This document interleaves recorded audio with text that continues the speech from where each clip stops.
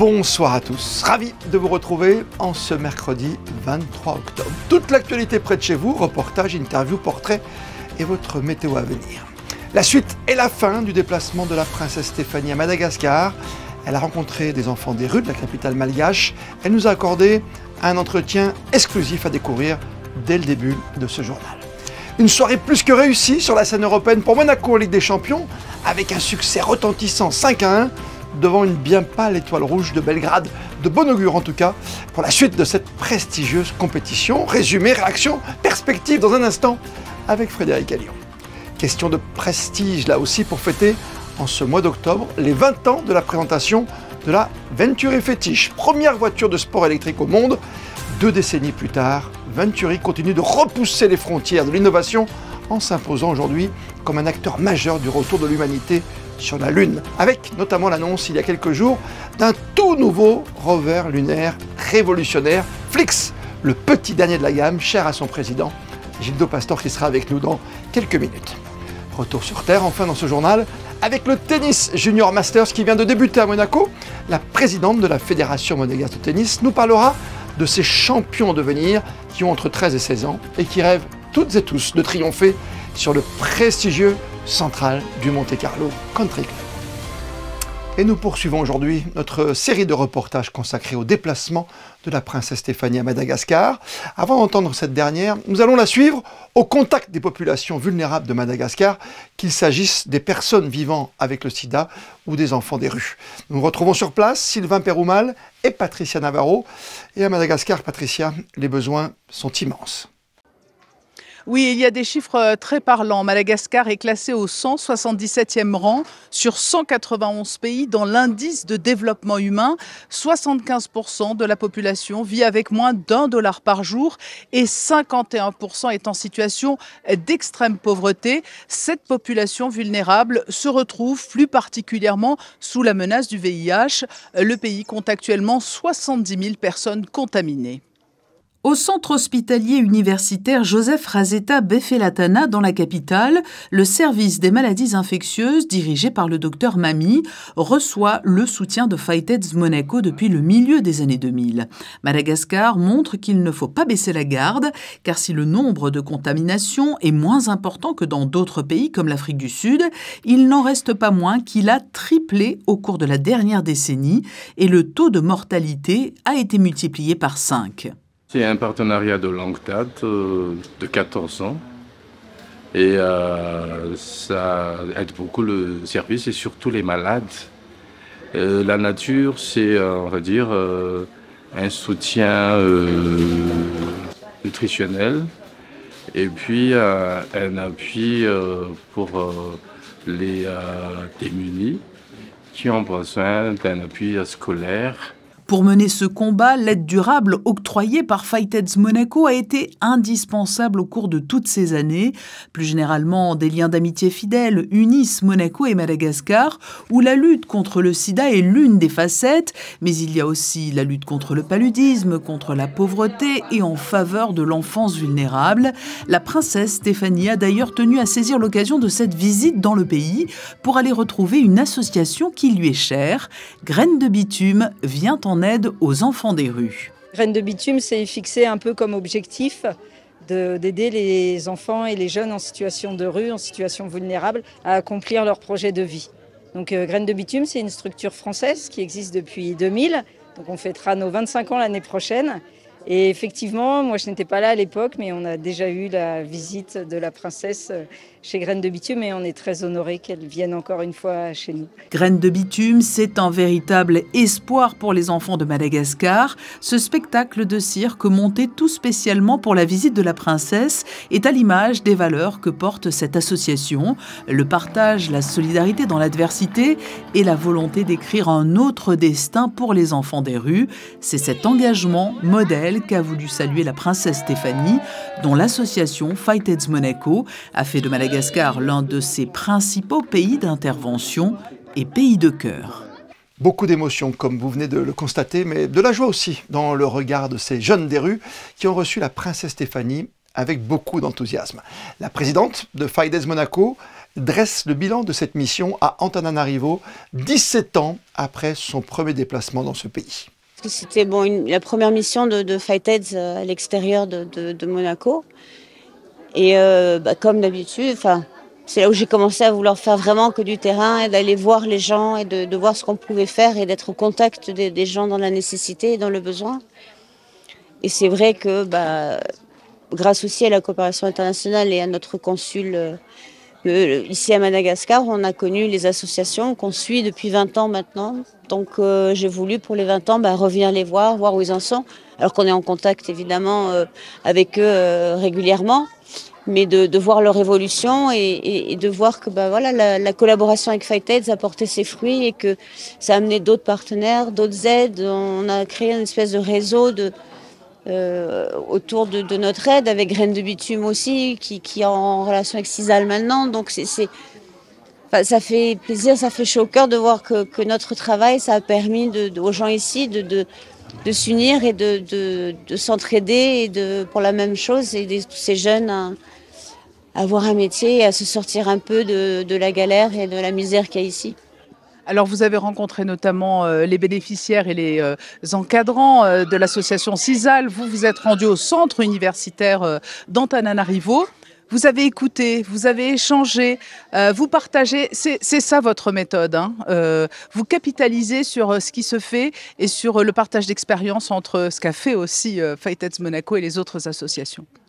Oui, je pense qu'il faut, dans cette lutte contre le sida et aussi l'insertion et d'aider ces gens ici qui sont, on n'a pas le droit de ne pas fermer les yeux, pas tendre une main. Et je crois que la collaboration, d'être à l'écoute, c'est le plus important. Et d'essayer de trouver des solutions qui sont adaptées à chaque pays, à chaque association. Et d'aider les gens qui se dévouent ici aussi pour aider les gens, de leur donner les outils pas seulement financiers, mais aussi des formations, des outils des idées pour aller de l'avant, pour changer et qu'ils se sentent motivés et pas abandonnés, et qu'on est derrière et qu'ils ont des questions ou des besoins, on est là, Et c'est important aussi de venir, qu'ils voient que l'implication n'est pas que derrière un ordinateur, un mail ou une chose, qu'on est là et qu'on est là pour eux aussi. Entretien à retrouver sur notre site et sur les réseaux sociaux quand vous le voulez sur Monaco Info. Et en football, la soirée parfaite pour Monaco hier en Ligue des Champions, pour les joueurs d'Adi-Uther qui ont facilement dominé au Stade Louis II l'Étoile Rouge de Belgrade, 5-1. Pour en parler, on accueille l'un de nos spécialistes, Frédéric Elion. Frédéric, bonsoir. Cette victoire permet donc aux Monégasques de faire en plus un pas déjà vers la qualification en 16e de finale. Effectivement, Christophe, après avoir battu l'Étoile Rouge de Belgrade 4-1 en Ligue Europa il y a 2 ans, Monaco a fait mieux hier soir avec une victoire 5-1 face aux Serbes en Ligue des Champions cette fois-ci. Ce succès permet aux Monégasques de totaliser 7 points après seulement 3 journées. Et en effet, si l'on se fie aux projections du début de saison, Christophe, une victoire pourrait suffire aux hommes d'Adi-Uther pour rallier le fameux top 24 et donc les 16e de finale. Face à une équipe de l'Étoile Rouge assez faible, il faut l'admettre, surtout techniquement, Monaco ouvre le score dès la 20e grâce à Minamino avant de se saborder 7 minutes plus tard. Singo se rate, Kerrer fauche Ndiaye dans la surface, penalty transformé par le Sénégalais, 1-1. S'ensuit alors un temps faible monégasque d'une quinzaine de minutes et heureusement Brel Mbolo ouvre enfin son compteur but cette saison d'une belle frappe juste avant la pause. En deuxième mi-temps, l'ASM accélère et le match tourne à la démonstration. Singo se rattrape de son erreur en inscrivant le 3e but d'une frappe sublime de près de 30 mètres à la 52e. Minamino à la 70e et Akliouche dans le temps additionnel soigne la différence de but.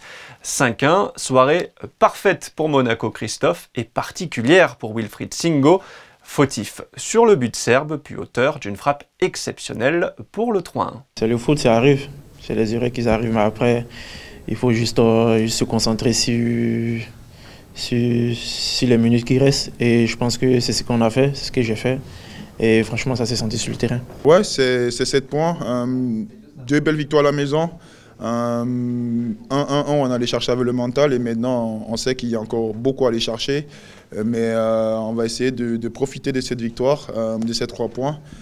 Mais il y a un gros match dimanche qui nous attend. Notre force c'était toujours de disperser les 2 compétitions, d'aller chercher la confiance ou bien en Ligue des Champions ou en Ligue 1 et on va essayer de le faire et après on va voir que la prochaine équipe, avec quelle équipe et avec quel état d'esprit on va aller chercher ces 3 points. Monaco est la seule équipe invaincue en Europe, Christophe, avec Manchester City.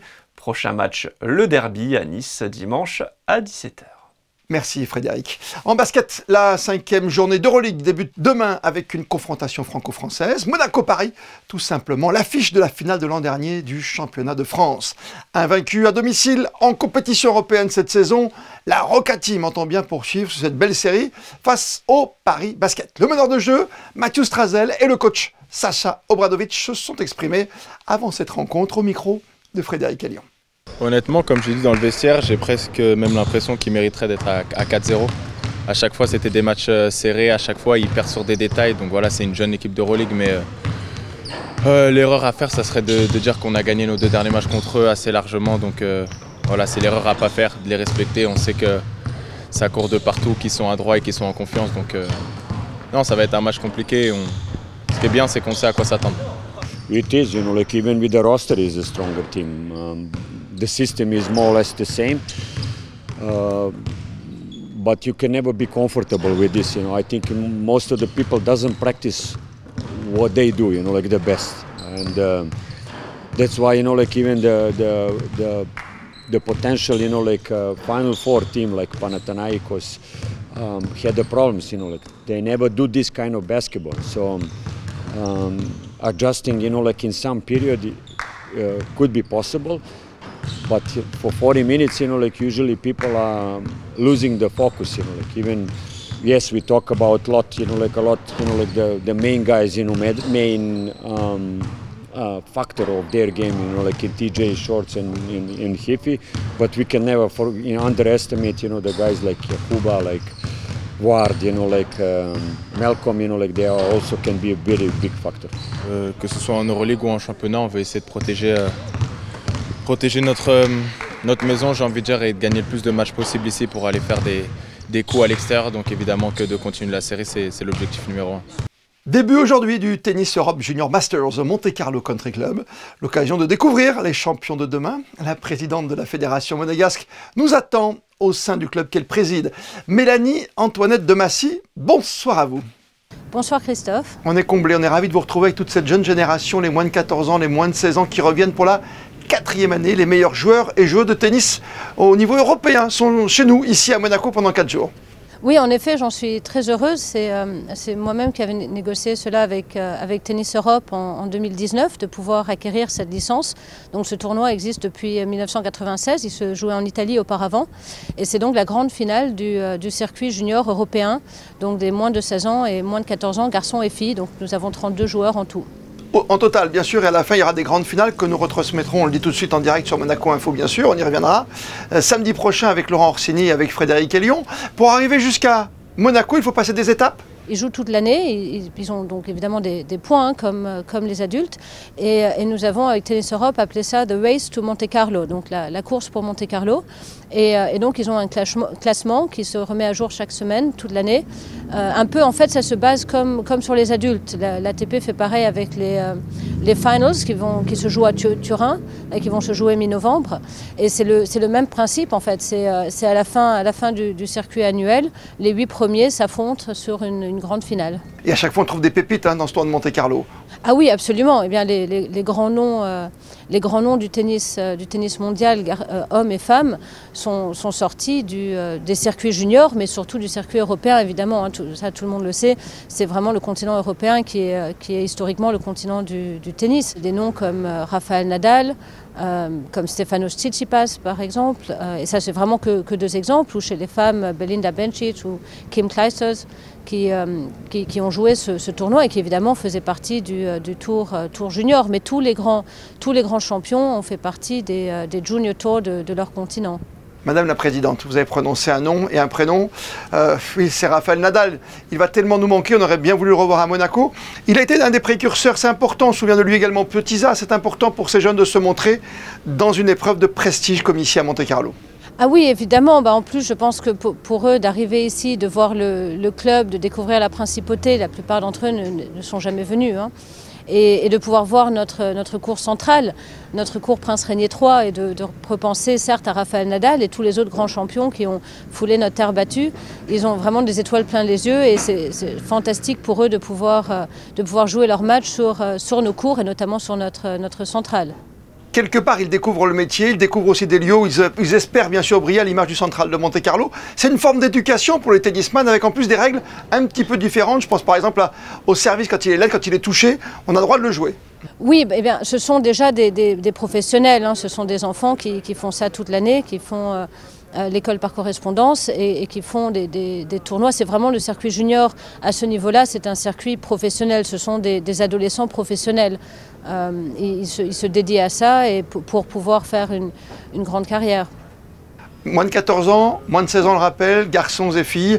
Vous l'avez dit, ce sont des jeunes professionnels, mais souvent encore entourés de leurs parents. Je me souviens du Français l'an dernier d'origine libanaise, Daniel Jad, qui avait triomphé chez vous, et toujours accompagné de papa et maman, bien sûr.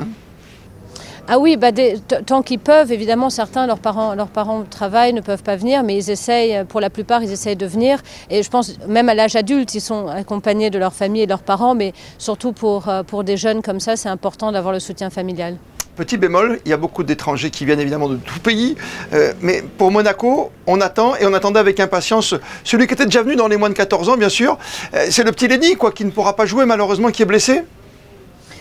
Oui, malheureusement, ça a été la grande déception il y a quelques jours. En effet, là, Lenny, il joue extraordinairement bien. Il a gagné des tournois, notamment là, récemment en Algérie. Je suis vraiment très très fière de ses performances et c'est fantastique ce qu'il fait. Et je pense qu'il aurait pu aller loin sur notre tournoi ici.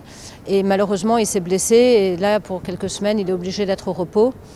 Mais bon, c'est reculé pour mieux sauter. Oui, Lenny Petit qui fait partie d'autres jeunes de Monaco, d'une équipe formidable qui va pouvoir prétendre bientôt à une épreuve qui nous est chère sur Monaco Info, bien sûr, Madame la Présidente, c'est la Coupe Davis.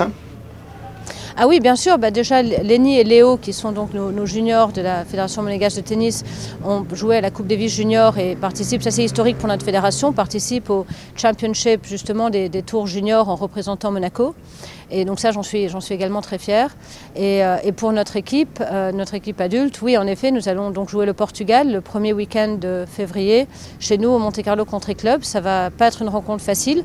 C'était la deuxième tête de série sur les nations qu'on pouvait rencontrer. La première étant le Kazakhstan. Donc nous, on est tombé sur le Portugal, le numéro 2.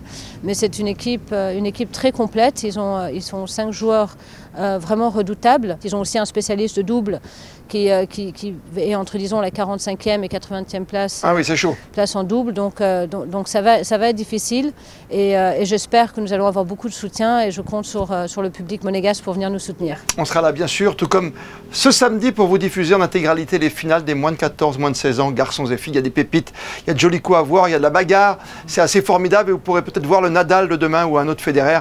En tout cas, c'est tout le plaisir que l'on vous souhaite à prendre au Monte-Carlo Country Club pendant quelques jours et notamment samedi devant votre écran de télévision. Merci mille fois Mélanie Antoinette de Massy, Madame la Présidente, d'avoir été avec nous ce soir sur Monaco Info. Merci à vous et merci de nous diffuser en direct samedi. C'est toujours agréable d'avoir votre soutien. Toujours en sport avec un parcours des plus relevés comprenant 250 km contre le chronomètre répartis en 14 spéciales de régularité.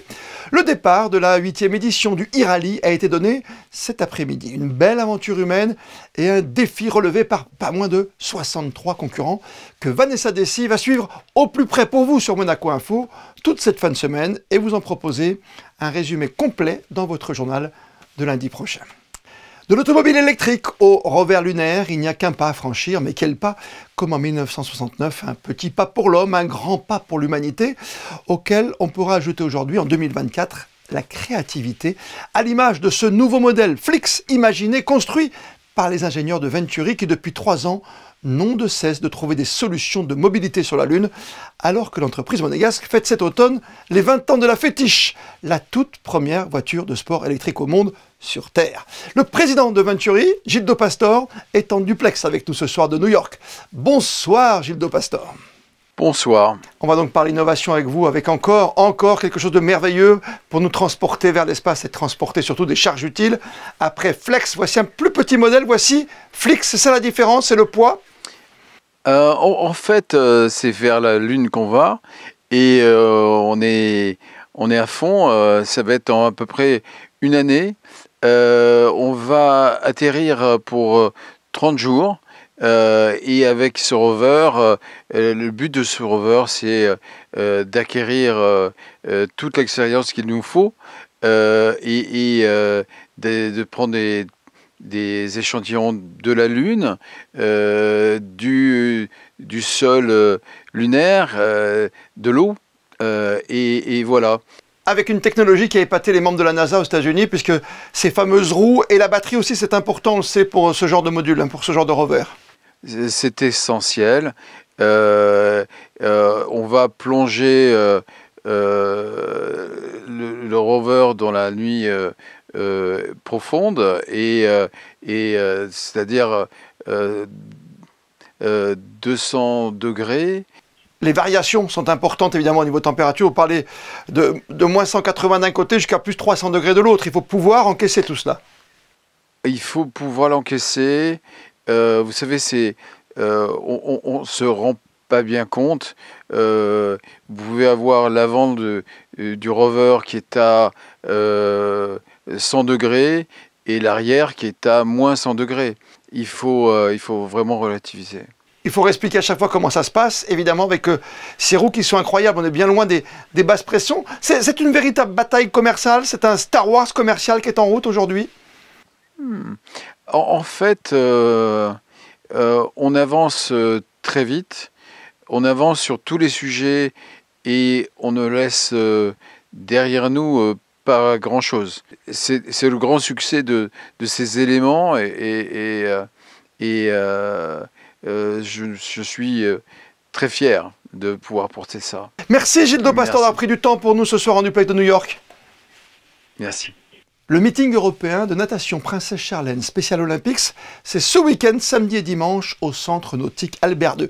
Une compétition qui va réunir plus de 200 athlètes venus de toute l'Europe. C'est la deuxième fois que Special Olympics Monaco organise un événement d'une telle ampleur destiné aux sportifs déficients intellectuels. Et ce, 1 an après les Jeux mondiaux de Berlin. Et pour la toute première fois à Monaco, une soirée de gala au féminin a eu lieu hier soir à la salle Empire de l'Hôtel de Paris. Baptisé Amarel, ce gala a été organisé par l'association Art Food Monaco afin de mettre en lumière les femmes de l'art contemporain et de la gastronomie. Plusieurs personnalités culinaires et artistiques de la région et d'ailleurs se sont retrouvées autour de ce rendez-vous exceptionnel dédié à la femme. Sans plus tarder, tous les détails de cette soirée dans ce reportage signé Paola Semoa et Lionel Bernardi. Des portraits de chefs et de vignerons. Des œuvres artistiques dans tous les coins de ce prestigieux endroit. C'est une réelle immersion dans le monde de la gastronomie et de l'art. Et justement, cette peinture a été réalisée avec du maquillage recyclé. Un concept éco-responsable et innovant signé Van de Velde. J'ai imaginé du coup tout ce qui était en rapport au food, donc à la gastronomie, mais aussi à l'art, parce que c'est l'union entre ces deux univers. Et j'ai vraiment mis des couleurs qui me semblaient adaptées à ce gala, à la beauté, à la lumière. Côté gastronomie, ce dîner d'exception a été soigneusement préparé par 3 chefs de renommée, dont Virginie Basselot, qui s'est chargée du dessert. C'est un dessert que j'ai imaginé lors d'une visite chez Jean-Charles Orceau, qui est à côté de Cannes. Il a des magnifiques figuiers et je trouvais que c'était vraiment un dessert qui fait féminin avec ce rose, le rose de la figue, et puis gourmand en même temps puisque je l'ai réalisé avec une pâte feuilletée. Donc voilà, pour représenter la femme, je voulais quelque chose gourmand et esthétiquement joli. Toujours dans cet esprit de célébration, la marraine de l'événement est Louisette Lévy-Soussan Azoaglio, attachée aux droits des femmes. Et je suis d'ailleurs très flattée qu'on m'ait demandé d'être la marraine. C'est important de les mettre en avant et puis de leur donner l'occasion de démontrer ce qu'elles peuvent faire et ce qu'elles sont capables de faire. Et je crois que c'est parce que on peut être quelqu'un de très doué, mais si personne ne voit ce que vous faites ou ne vient vous chercher, vous le resterez inconnu toute votre vie. Donc là, c'est toujours lorsqu'une femme est mise en avant, et lorsqu'elle le mérite, naturellement, je suis toujours ravie. Et si elles sont toutes à l'honneur ce soir, c'est grâce à Françoise Nègre, engagée dans la promotion de la place de la femme. Mais c'est vraiment pour mettre les femmes en valeur dans l'art et aussi dans la gastronomie, parce que c'est un domaine déjà difficile, mais encore plus difficile pour les femmes, où je trouve qu'elles n'ont pas assez de visibilité, donc je leur ai dédié cette soirée. Amarelle, amare en italien qui signifie l'amour et elle en français tend à devenir un événement annuel avec toujours l'objectif de mettre en lumière toutes celles qui évoluent dans ces domaines difficiles. Ce qu'il faut Monaco, comme tous les mercredis soirs, plaisir de retrouver Christinda Petit-Thomel dans un lieu où vous avez déjà peut-être vos habitudes. Oui, aujourd'hui dans Ceux qui font Monaco, je vous propose que l'on se retrouve au 39 avenue Princesse Grace à MC Market TheCorner.com, un multimarque spécialisé dans le luxe et vous allez le voir ici, le choix est grand.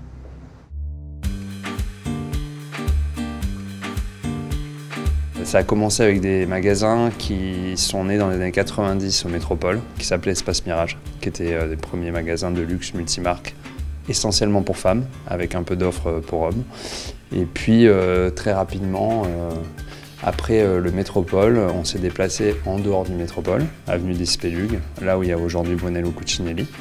Et puis ensuite, de fil en aiguille, pour des raisons de stratégie, des raisons économiques, on est venu dans le quartier du Larvoto qui s'est pas mal développé ces derniers temps. On a deux boutiques, une boutique qui donne un assortiment de marques de vêtements et de sneakers pour hommes, et une boutique historique qui est la boutique Femmes Multimarque. En janvier 2023, le groupe TheCorner.com nous a rejoints, était devenu un partenaire fort pour nous, nous sommes associés avec lui. Et dans toutes leurs boutiques, ils vendent beaucoup d'hommes, beaucoup de femmes. Le marché mondial, globalement, de l'homme s'est beaucoup transformé ces 10 dernières années. Et donc, on a eu cette opportunité, donc, à côté de la boutique Femme, d'ouvrir ici la boutique Homme, qui se situe sur 3 niveaux, avec un éventail de marques plus sport, plus jeune, un positionnement un petit peu plus jeune que celui de la femme, et avec des collaborations de sneakers qui sont recherchées un peu par toutes les générations d'ailleurs, pas forcément que les enfants ou les juniors, il y a aussi les parents ou les mamans, parce qu'on fait des sneakers pour hommes et femmes. Notre core business, notre métier historique, c'est le luxe multimarque pour femmes. On a toujours vendu des robes, des designers, alors ça peut aller de Balenciaga jusqu'à Alaïa, en passant par Thierry Mugler ou Jacquemus, dans différentes gammes de prix. Et quand même au fil des années, le sportswear et les vêtements unisexes et intergénérationnels se sont développés, et à la fois dans les marques de luxe, mais dans les marques moins chères. Donc en fait, c'est pas qu'on s'est spécialisé dans le sportswear, c'est qu'on s'est adapté à ce que portent les gens. Donc c'est une recherche permanente, parce qu'à Monaco, on a une clientèle qui est, on est privilégié, on a une clientèle qui a un pouvoir d'achat élevé, mais ça reste quand même une ville avec un nombre d'habitants, je sais pas, on doit être 20 000 habitants à peu près à l'année. Donc il faut toujours renouveler le portefeuille de marques. Et pour cela, essentiellement, il y a deux villes qui se dégagent, c'est Paris et Milan. Donc il faut se déplacer, être en contact toute l'année, les contacter pour les nouvelles marques. Et pour les marques qu'on a déjà, suivre en permanence les collections, les pré-collections, aller dans les showrooms, sélectionner dans les marques et sélectionner des marques. On essaie de faire des sélections courtes, c'est-à-dire très identifiables à ce qui ressemble à notre clientèle. Et effectivement, on ne peut pas se permettre d'avoir des sélections larges avec beaucoup de profondeur et de quantité, parce que de toute façon, on a une clientèle qui n'aime pas trop voir que sa meilleure amie a la même robe. Vous l'aurez donc compris, une boutique homme, une boutique femme. Nous l'avons vu, de très jolies pièces avec un choix varié. Il ne vous reste donc plus qu'à venir faire votre shopping. La météo pour ces prochaines heures, c'est avec vous, Alban Gingembre. Bonsoir Christophe, bonsoir à tous. Un ciel clair perturbé par quelques passages nuageux, parfois denses, vous attend en principauté demain.